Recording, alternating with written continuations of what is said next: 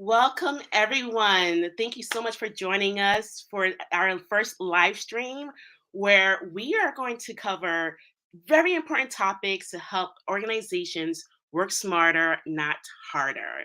My name is Melissa Shillingford, and I'm the founder of Make Ideas Work, where we partner with nonprofit organizations to help their teams work smarter, not harder. And we do that by providing human centered, equity centered project management and program management workshops, as well as capacity building services and coaching. So, if you are interested, please feel free to reach out to www.makeideaswork.org.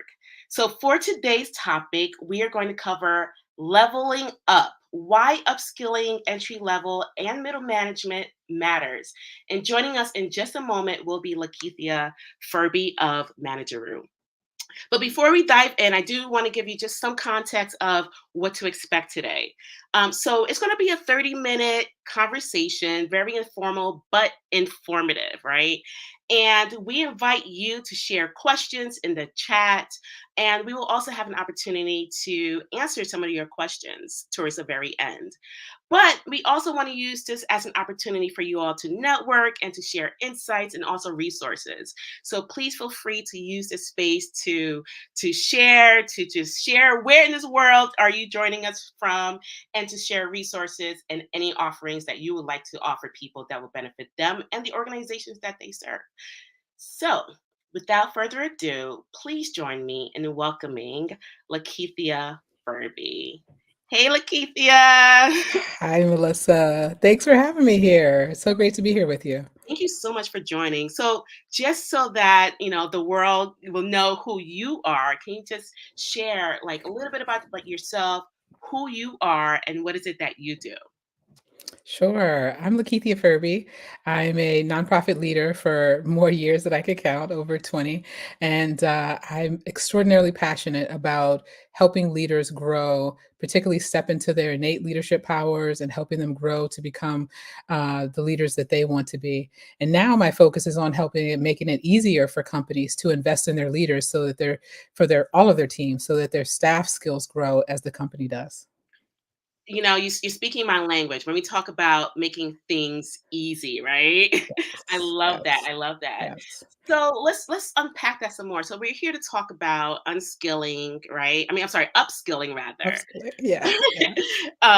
Entry level and middle management, right? And why that matters. So I want us to take a step back, and I would love for you to walk us through your journey, and where was it in your journey where you realized that was really important for us to like think about how to, or why is it important for us to invest our resources in entry level and middle management? Yeah, I mean, over the course of my career, I started seeing a pattern that most people are promoted because they're great at doing.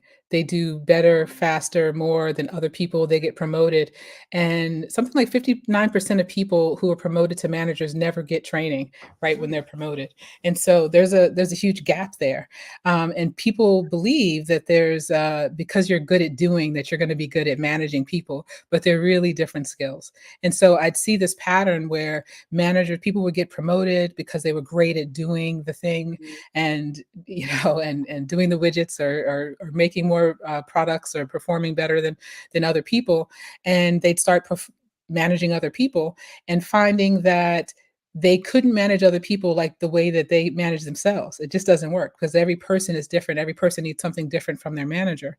And people would begin delegating something and then taking it back or doing things that they really pay other people to do because it's a challenge, really, that change management part of helping people grow and take on more responsibilities. It's not a light switch. It actually takes a process and takes time. And over time, I see a number of managers who continue to do their work, but then delegate and take back work that they gave to other people and eventually leading to their burnout. And so I started looking around around when I was in ED, looking around for trainings that I could send my middle managers to. And I found it to be a challenge because most of the things on the market that I saw were either very entry level management 101, supervision 101, or for you want to be an executive director. And Mhm. so I found it just challenging to make sure that I'm getting people and able to meet managers where they were. There's so much that you shared that that resonate with me, right? One was like I was brought back to like my experience early in Hmm. my career, right? Early 20s, right? I was like, I got my first career. I'm just doing an amazing job, right? Yeah. And then now I'm promoted, right? And I have this team that I'm responsible for. And then I remember going to like this the supervision workshop and then coming back, but then it was like I learned something, but then it was like, but I needed something in the long term, right? Like I wanted something more like I didn't need at the time like a one-off kind of workshop. I needed someone to really hold my hand and also support me throughout that experience. And I was so fortunate that in my career, the executive director of the organization where I worked noticed that one, I needed support, right? Hmm. And she was willing to get me a coach, right? So this was like the first Yes. time Yeah. someone invested in coaching. Now, mind you, my ideas of coaching has always been that it was exclusive for the C-suite folks, right? The executive levels, right? And so here I am, new in my role, right? And just got this promotion, being a first-time supervisor, and now having this coach. And the impact that that had on me, Lakethia, I kid you not, it was a mindset shift, right? Yeah. And you talked It can be about very powerful. it's so powerful. So you talked about like the doing part, right? And I Hmm. remember like doing, and being overwhelmed because I was like, I don't know how to be a supervisor, and this person's doing it too slow. They're not doing it the way I wanted to do it, right? Yes, So I exactly. started doing it at home, right? And then now I'm being coached on, no, no, no, Melissa, it's time for you to delegate and to support, right? And I'm like, what does that mean? Yeah. What does that look like, right? And so I love Yeah. that because it's so important for us to like pause and to pour resources. And it sounds like this is what exactly what you have learned during your journey as well. Yeah, one of the few things that I had to learn the hard way that I have a master's degree, I've been through a number of different training programs, and I took something from all of them, but no one ever told me that you can't do your way out of the overwhelm. If Mm, you're overwhelmed, you think you can just get in your hamster wheel and go faster, faster, faster, and then eventually get out, but it doesn't work that way. You actually have to build in space for you to pause and not do, and actually think about how what you wanted to get done, what you actually got done, and what are you going to do differently, and making sure that you're just setting up your systems so that you can fly. But that's the kind of thing that you mentioned. You mentioned coaching. That's the kind of thing that happens once you've been coaching and once you're learning how, and then you actually can apply it and coach other people. yeah. And I want to amplify what you just shared, right? That pausing piece. It's so important for us to pause because we are always doing, especially when Hmm. you're in the Hmm. nonprofit field, and there are things that are like in crisis mode, right? We sometimes operate in crisis mode. We're responding to our, Yeah. participants' needs, right? And Yeah. sometimes we put our needs On the back on the burner. back Yeah. burner, Yeah. right? And so it's so important. And I remember during our conversation, we both have this one book that we love so much that talks about this as well. Seven Habits of Highly Effective People, Stephen Covey, right? Yeah. Where Yeah. it's so important for us to be proactive versus And reactive. beginning with the end in mind, that's when I read, Covey, that's what stuck out to me most, like, really beginning with the end in mind, Mhm. using that in your periods of reflection, like, where am I going exactly? So that you can get off of that urgency, that making sure that you're working, in that hamster wheel, as I like to call it. But where am I actually going? So that if you're pausing, you can reflect. And I call it keeping a date with myself. When I'm coaching someone and I'm talking to someone and they're overwhelmed, it's the first thing, and people have come back that it's been the most powerful thing for them, is Yeah. really learning to keep them that date with themselves where they're not doing, but they're pausing and reflecting and using that time to be strategic, because you can't be strategic if you're constantly doing, and you can't be thinking about, okay, I'm in the midst of coaching this person to get to another level, they need to work on this, I Mhm. need to work on actually not doing this person's work for them if it doesn't come back the way I want it to be. But Yes. that only you get that clarity when you have keep that date with yourself and that time where you can be strategic and reflective. Hashtag keep that date with yourself, right? It's critical. It is. But also, like, going back to Stephen Covey, like that 4 quadrant, right?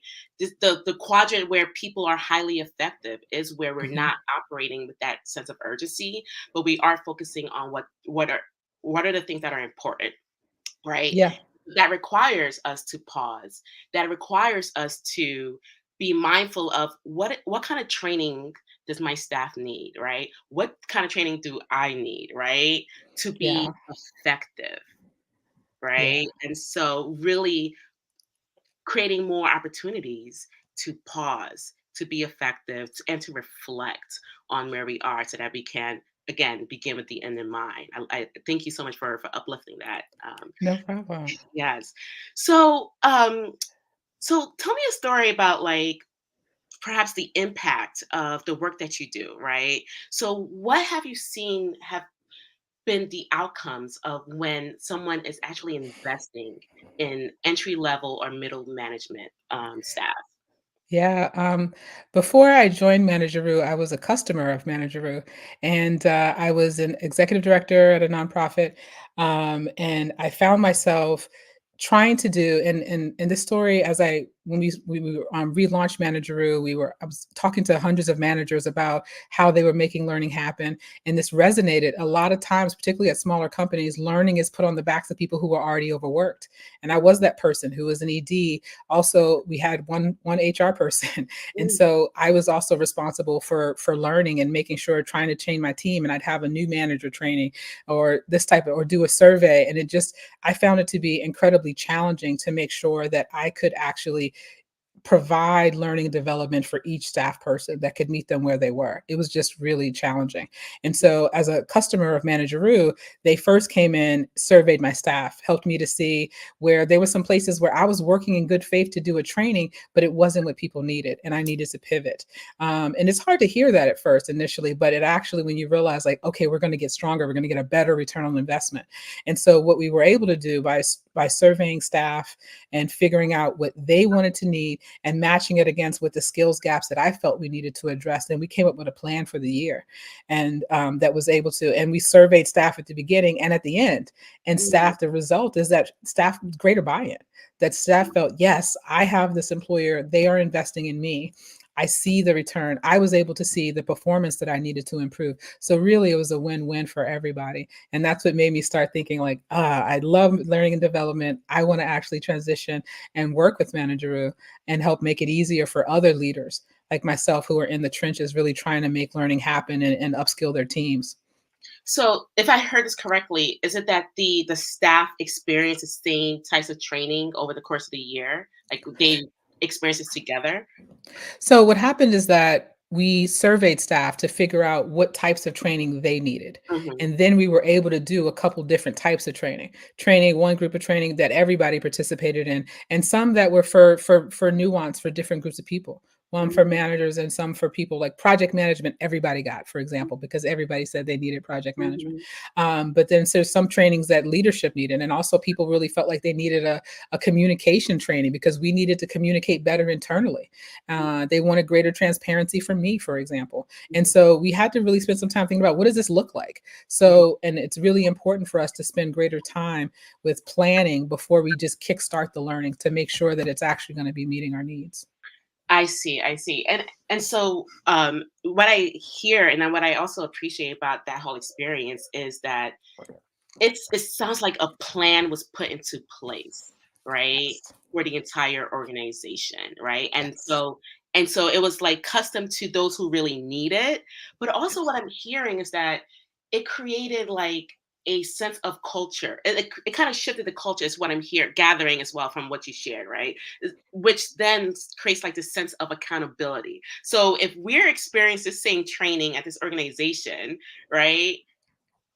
It's like, you can hold me accountable for the expectations when I'm not in alignment with what we just learned together, right? Yeah. Or when it didn't meet my need, or when you didn't Yeah. ask me what I needed. It's really Right. hard to hold people accountable, and I think I've been like, it's well-meaning managers who are working hard and investing in their people can make that mistake. I made it myself, but Mhm. really starting with, like, "This is the training I think people need, to let me do it," as opposed to, "This is what I think people need. Let me see what they think they need. How do we make Mhm. sure that both of these things happen, that we're aligning it?"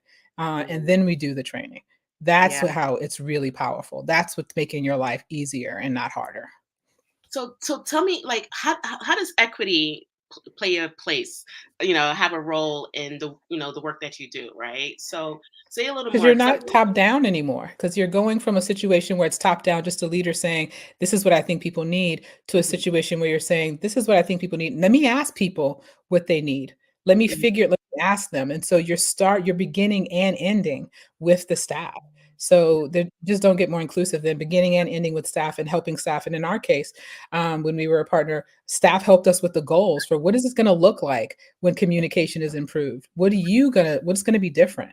What's Yeah. the behavior change that we're going to see? Because oftentimes training just can't be in isolation. You actually are training because you want behavior change. So it's going to happen easier if you're getting people bought in from the beginning about what that looks like on Yeah. the end. Yeah. And it sounds like a very different approach from like what I've seen and experienced elsewhere, right? Where folks might individually, not as a staff or as a group, but like individually find a training that they really think that they need, right? Or maybe they were Mhm. told that they need, right? And then they bring it back. But what I'm hearing is like the experience of, your staff experiencing this together, also supporting each other in the workplace as well. And what I also love about this approach is what you said, right? It's we're surveying the staff, right? And it's not Mhm. just the leaders who are making the decision around, oh, this is what my staff need, right? But also the staff is telling you, actually, this is what I need based on my experience as well, right? Yeah, yeah. And because sometimes you just don't know what you don't know, right? And so I love that holistic approach to like the organizational needs for training over the course of the year. Thank you. Yeah, you could be missing it. In my case, I was missing there was an element that I was missing when, because Mhm. staff had been saying they wanted communication training or improved communication, and I'd be like, "Okay, let me go find this trainer, or let me go find," and it didn't get there. It didn't actually close the skills gap that we were all experiencing. I needed more information. And Mhm. so, and as I'm when we were relaunching Manager, I went and talked to hundreds of different managers, and most managers feel like were expressed that they wanted greater productivity from their middle managers, that they wanted greater productivity from they wanted them to hold people more accountable. They wanted them to delegate and not get in the weeds. And so that pattern started showing itself over and over again to me, that I was the same thing I experienced is the same thing that many leaders are experiencing. This desire to get their middle managers upskilled, the desire to help make sure that everybody is advancing along with the company. And we think that actually improving the planning prior to going into education is going to get you that return on investment. Yeah, and I know that you all focus on middle management, and also here at Make Ideas Work, we focus primarily on entry level, but we tend to Mhm, get folks from middle management and also the C-suite, right? Who are like, hey, I need training in project management as well, right? Time management.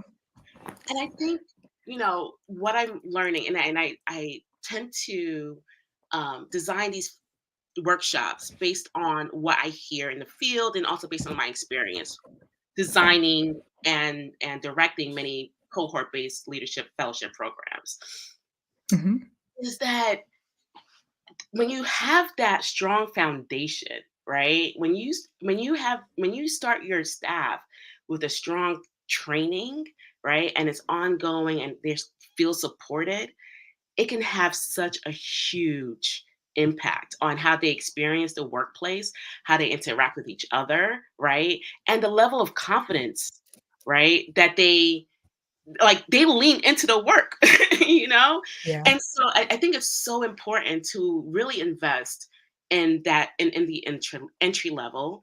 And when folks are transitioning to becoming that the manager, also continue to support them. And as we mentioned earlier, like, yeah, there are so many there are really great resources, as they should be, for, C-suite, Mhm. leaders. Absolutely incredible. And I also want to highlight and uplift that uh, entry level and middle managers as well, also need good quality training, right? We need to also, in addition to the leaders, also build that foundation as well, right? Um, Yeah, I mean, I would totally agree. I think one of the things that I've seen is that it's almost management has almost been kind of a dirty word. And so most training is mm, talking about leadership, and we need training on leadership. I'm not knocking training on leadership; it's mhm, necessary, but we also need training on management because mhm, when you talk about the fact that again, most people, like 59% of people who get promoted, have not gotten training, do not get training right when they get promoted. This is like a McKinsey study that I found. And in a lot of cases, it bears true that people just are rushing. They don't have time necessarily to be able to design a training, particularly when they're a small company. So you have a group of people who haven't gotten training and they're continuing to work as they were before they got promoted. But instead, they have to learn how am I going to get work done through other people and without taking on that person's work. How do I coach that person? How do I hold them accountable? How do I celebrate their wins? And I have to make sure I'm celebrating their wins. These are all things and skills that people need to learn, and it's management, not leadership. Leadership is the vision, which is really mhm, necessary. But I'm making a case that you really need space for management, for helping those middle managers, because they are the flywheel of companies. Once mhm, you get them used to coaching without burning themselves out and holding people accountable and growing the people that report to them, your whole agency is going to continue to grow. You're building the capacity of everyone. yeah. And it's not an either or, right? It's like a No, both it's not, and, definitely. both and, Yeah, yeah. right? But it can be hard. It can be really hard to find, like I mentioned, even good faith managers, like when you're it could be there's a lot of consultants. How do I know which one is leadership versus management? How do I know which ones is it could be hard to cut through the noise of everybody that's out there doing really great work, or just to know when is it time for me to work with this consultant versus that consultant. It could be a challenge. And so that's why after talking with people and just at Manageroo, one of the things we realized we could do is cut through some of the noise and really help make it easier for people to invest in their teams by helping them with a roadmap, helping them survey their staff to figure out, helping them find the skills gaps and figure out what trainings are really necessary from a leadership and a line staff perspective, and build it and use that for a roadmap to help you figure out what you can do for the year to address that. That's what we mean by helping companies, making it easier for companies to invest in their teams. You make it easier, and I believe you also make it affordable, right? Yeah, it is affordable. We realize that it's a case to make, that we're telling people to slow down to go faster. So slow Right. down before you jump into training, slow down. Let's get a meeting with your leadership. Let's survey the staff and come Mhm, back together. Then when you kick off the training, you're going to have much greater return on your investment. It's mhm. going to be a win-win for people. And Yeah, your buy-in from your employees are going to be much easier because you brought them in at the beginning before you plan the training. They're not just going to trainings that they didn't really have a say in.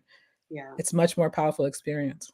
And so this came up in our prep conversation, right? And I Mhm. and I feel like this is a interesting segue, but I do want to, like, there are some organizations, some folks who are like, listen, we can invest in our staff, but what if they end up leaving the organization after we have, you know, poured our resources into them? So what are your thoughts and ideas around people who, or organizations who have that mindset, right? They already have limited resources. They're investing in their staff, and then their staff decide to transition or to move on from the organization. I think if you're looking at it holistically about making the whole agency, so we're not taking just one staff person and investing all of our resources. We're really taking that rising tide, lifting all boats type of philosophy. I've Mhm. never been sorry that I invested in teams, Mm, never. And I've had people who I've invested in who went to this training, participated in, and then ultimately, mm, excuse me, decided to go. But ultimately, we were all stronger, and I had a bench strength that I could build up. So really, it's not about thinking about one person, but making sure that you're investing, because then you can bring up the next person. And that's what I've experienced. That I've never been sorry. I had an experience where I thought, man, I wish I didn't do those trainings and right. invest, because everybody was getting greater skills. And Mhm. then we all just had a better working environment. And then if sometimes people leave when it's time for them to leave, but they have an experience and everyone feels like, yes, this is a place that invests in me. This may be a place that I come back to. Who knows? We've definitely had that as well. So. I agree with that. And, just to take a little further, like, in addition to that, like, the fact that you're pouring into, let's just say a staff person decides to transition after you have, Mhm. you know, invested in them. It's about a larger purpose, right? It's a larger mission, right? And then so it's just not, it's, yeah, we're investing in this person and the staff and the organization, but also ultimately, what we have, what they have learned or taken from this organization, they are also going to end up contributing, right? Wherever Yeah. they go. And that's Yeah, powerful. I think that is it is powerful that powerful. you are now, like, investing in a larger purpose, right? A larger movement that is beyond the organization, Yeah, right? that you are, but you are getting but ultimately it's about it is investing in culture. And I see a Yeah. comment absolutely like you're investing in a culture, you're improving your culture, you're making that environment better for every single person who stays. If a person goes, you wish them good luck and you're building up from your bench strength that you've invested in. You get to promote people up. So it's exciting. You certainly don't keep people longer by not investing in them. Yes, Investment is really listen. the way to go. Facts, facts. Well, I so we're at this point in this conversation where I like to offer Mhm. people some type of resources or pretty much give them a gift, right? And so, what gift do you have to offer to those who are joining us today, or who may, watch this or listen to this later on? I think I want to just again emphasize the notion of pausing for greater results. And Mm, so, Manageroo, again, our whole focus is about help making it easier for people to invest in their staff so that staff skills grow as the company does. And so, I would love to share how we go about doing that, and just and share. I think I shared with you a few slides today, right? So, it's mhm, starting with a learning roadmap. And again, it sounds at first counterintuitive because you're slowing down to go faster. But really, what it's about is before you start pulling the trigger and saying, like, I want this training, you're pausing to say, what are skills gaps that we need to close? Let's think about what measurable changes we want to have in place post training and getting our staff insights and on the training, and it's going to just make us all around a better culture and greater, and with everyone invested in it. And so the first step is like a stakeholder goal setting. And then we do a team assessment and then analyze the results of it. And then you have your learning roadmap. Just walking you through the slide over. And the team assessment, this is what it starts like. Basically, it's about work experience, and you come out on the other end with like, do I feel invested in? Is there somebody here who's pulling for me? Do I feel like the trainings that I've received really are meeting my needs? It's that type of depth of questioning. And then we also look into the skills analysis where we look at and match what are the skills that are highlighted as essential by leadership during that first meeting, and how does it compare to the skills that are highlighted as essential by staff, and where are the overlaps and where are the gaps. And that is where the power comes in, because there's an in my case, like I mentioned, there's a whole host of training that I hadn't thought about. A recent company mm, that we were working with, project management came up as like that's a place that they hadn't been on the leadership's radar. And so this is a place where we can actually make sure we close it. Then at the end, people feel like, yes, this training isn't, they invested in me. They feel invested in, and the training is actually closing the skills gaps. And you mm, get at the end result a roadmap that's actually going to help you come up with a set of goals for where you want to be at the end of the year and a roadmap to get there. And then we are there to help you, because part of my job is also um, helping and talking to all of the amazing consultants that are out there. That's how we met. I was just reaching out to consultants and talking to just great people who are doing amazing work so that we have a community of people. Because our job, our philosophy is not about us trying to be all things to all people, but to mm. have a bigger tent and really, really like who are the subject matter experts that we can refer. So that's again how we make things easier by actually, once we see the skills gaps and the types of trainings that are necessary, I can make suggestions of here's who I know does really great work in this area. Always, of course, recommend you for project management training. But that's in a nutshell what it looks like and how we go about slowing down to go faster to get a better return on investment, and making sure that you're inclusive from the beginning to the end. Everyone's life is easier when you have buy-in from staff at the beginning. I love it. Staff buy-in from the From beginning. the beginning, your life is Pause, easier. yes, pause, reflect, and invest. I love that. So, Thank you so much, Lakethia, for joining us and for sharing your wisdom and your insight, and also the gift that you have to offer the nonprofit world, right? And again, we're all about how can we best support mission-driven organizations to work smarter, not harder? How can we provide them the resources that they need? And I really appreciate learning about Manageroo and the resources that you all have to share with the world. So thank you. Thank Um, you. so if there are questions, I'm going to see if there are any questions in the meantime. I'm not seeing any, but Alex, do we have any questions? All right. I'm not seeing any questions. So with that in Awesome. mind, Lakeithia, again, I want to thank you, and I look forward to partnering with you all, with you in the future. If anyone is interested in learning more about Manageroo, how can they learn more? Just go to www.manageroo.com. It's manager with two O's on the end.com, and we'll get started from there. Really, we pride ourselves on listening. Thank you very much to just listening and understanding, and then getting really aligning staff and leadership to go further. So Yes, look thank forward you. to reaching out to people. Thank you. So there's the website right there. And if y'all are also interested in a very interactive project management workshop, please feel free to reach out to Make Ideas Work. We love partnering with organizations. We provide you with the tips, tricks, and tools and templates for project management as well. So please feel free to reach out to me directly. And that would be www.makeideaswork.org right there on the screen. I do want to give a few shout outs. I know this would have not have been possible without our co-sponsors. So much love and so much thanks to Leadership Potential, North Node Therapy, Mind Open Learning Strategies, Museum Hue, and Disruption XN Grants and Strategies. So thank you everyone for joining us today. And if you have any questions, please feel free to contact us directly at either at manageroo.com or makeideaswork.org. All right. Take care, everyone. Take care. Bye. Thank you.